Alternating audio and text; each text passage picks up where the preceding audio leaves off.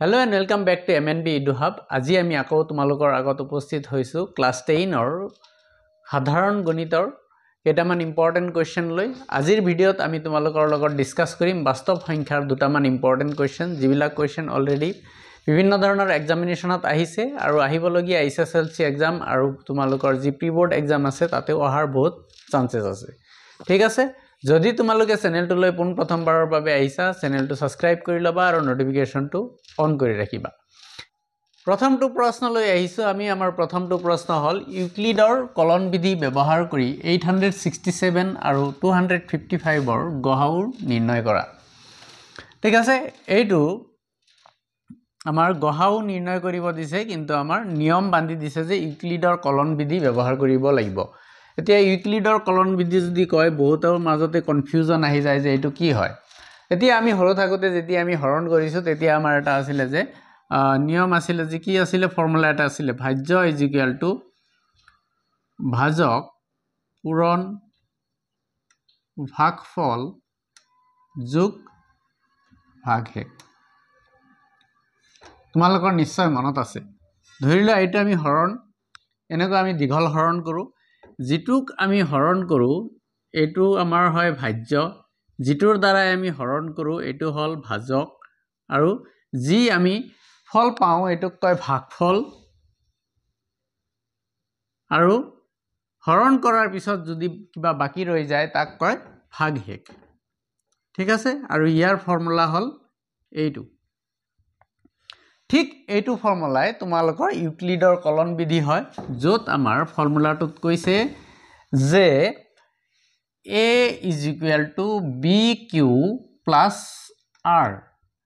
ঠিক আছে যত আমাৰ a টো হয় যেটো সংখ্যাক হৰণ কৰা হয় b হল যেটো সংখ্যাৰে আমি হৰণ কৰো q টো হল আমি কিমান বাৰ হৰণ কৰিছো আৰু r টো হল আমাৰ ভাগশেষ ঠিক আছে ৰিমাইন্ডাৰ r ফৰ ৰিমাইন্ডাৰ আৰু যেটো এই r আছে ইয়াৰ ভ্যালুটো সদায় আমাৰ এই যেটো b আছে এই b টোতকৈ কম হ'ব লাগিব তাৰ মানে যেটোৰ দ্বাৰা আমি হৰণ কৰিম তাতকৈ সদায় কি হ'ব লাগিব r ৰ ভ্যালুটো কম হ'ব লাগিব এইটো কথা আমি মনত ৰাখিব লাগিব ঠিক আছে এতিয়া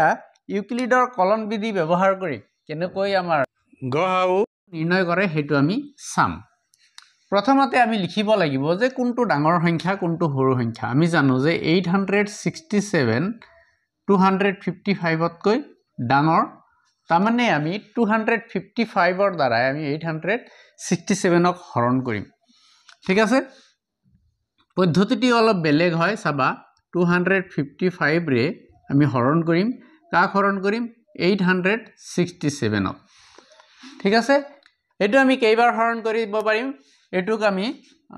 তিনিবাৰ হৰণ কৰিব পাৰিম ঠিক আছে 5 3 গুণ 15 ৰ 5 হাতত গেল 1 15 1 16 ৰ 6 হাতত গেল 1 6 কে 7 কিমান বাকি থাকিল বাকি থাকিব 2 তাৰ পিছত ইয়াতে বাকি থাকিব 0 তাৰ পিছত ইয়াতে 1 ঠিক আছে এই যেতিয়া আমি হৰণ কৰিলো হৰণ কৰাৰ পিছত যেটো বাকি ৰৈ গল এইটো সংখ্যাৰ দ্বাৰাই ইয়াৰ যেটো আগৰ সংখ্যা আছিল ঠিক আছে এই আগৰ যেটো আমাৰ কি আছিল এইটো ভাজক এই ভাজকক আমি এই ভাগশেষৰ দ্বাৰাই হৰণ কৰিম ঠিক আছে নেক্সট এইটো লাইনত আমি কাক হৰণ কৰিম এই ভাজকটোক হৰণ কৰিম 255 এটোক আমি কেইবাৰ হৰণ কৰিব পাৰিম দুইবাৰ 102 * 2 204 204 এতিয়া আমি কিমান ভাগশেষ হয় এটা আমি চাব লাগিব কেইবাৰ যাব একবাৰ তাৰ পিছত ইয়াতে 51 এই 51 যেটো ভাগশেষ ৰৈ গল আমাৰ এইটোৰ দ্বাৰা আমি এই ইয়াৰ আগৰ যেটো অংক আছিল হৰণ কৰিলো এই হৰণৰ যেটো ভাজক আছিল হেতুক আমি হৰণ কৰিম 102 51 ক যদি 2 গুণ কৰো তেতিয়া হলে আমাৰ 102 হৈ যায় এতিয়া আমাৰ ভাগশেষ একোৱে নাই 0 আছে ঠিক আছে এতিয়া আমাৰ এই যেটো আমি অংক কৰিলো আমাৰ লাষ্টত যত আমাৰ অংকটো কৰাৰ পিছত আমাৰ ভাগশেষটো কিমান ওলাইছে 0 ওলাইছে সেই ক্ষেত্ৰত আমাৰ ভাজক কিমান আছিল 51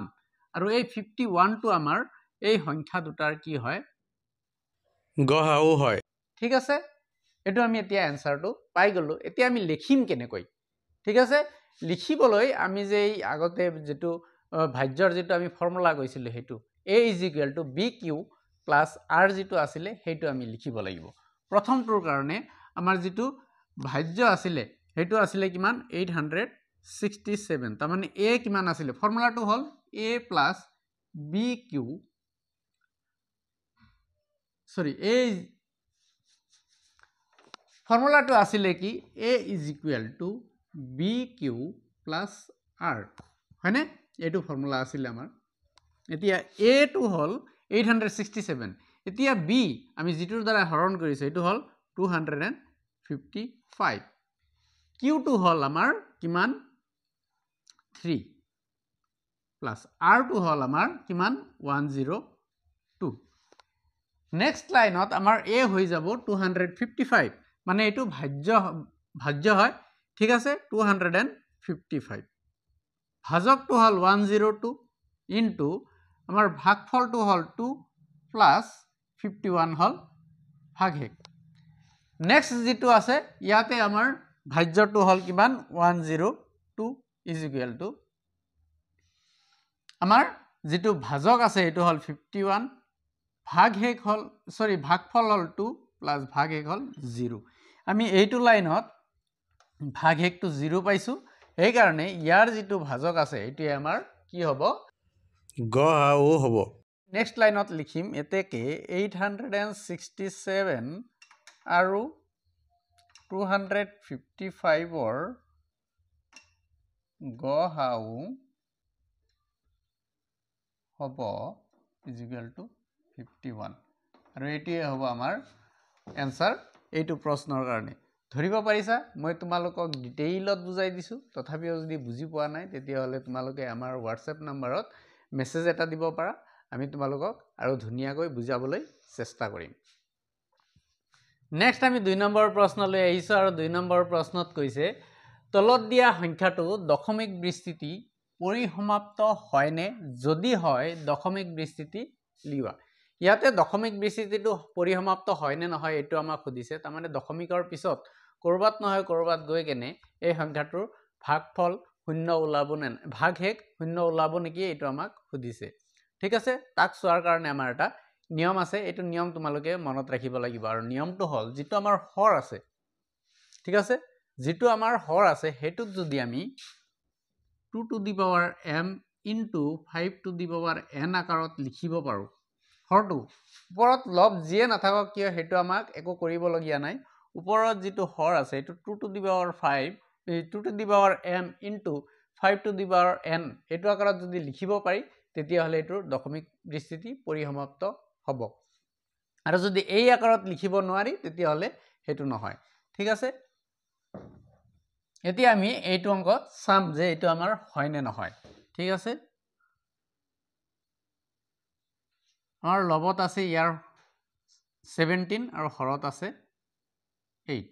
সো লবটো আমাৰ থাকক লবটো আমাৰ একো কৰিব লগিয়া নাই আমি 8ক 2 into 2 আকাৰে লিখিব পাৰি তাৰ মানে ওপৰত 17 তলত 2 to the power 3 আকাৰে আমি লিখিব পাৰি ঠিক আছে লগতে যদি ইয়াতে তুমি 5 0 লিখা 5 to the power 0 ৰ ভ্যালু 1 হৈ যাব আৰু ইয়াকে যদি আমি পূৰণ কৰো আমাৰ কি হৈ যাব ভ্যালুটো 8 হৈ যাব এটো আমি 2 to the power n 5 to the power m আকাৰত লিখিব পাৰিছো তাৰ মানে এই সংখ্যাটোৰ আমাৰ কি আছে দশমিক বিস্তৃতি পৰিসমাপ্ত আছে সো এই কাৰণে আমি ইয়াতে লিখিব লাগিব যেহেতু হৰটোক আমি 2 to the power n into 5 to the power m আকাৰত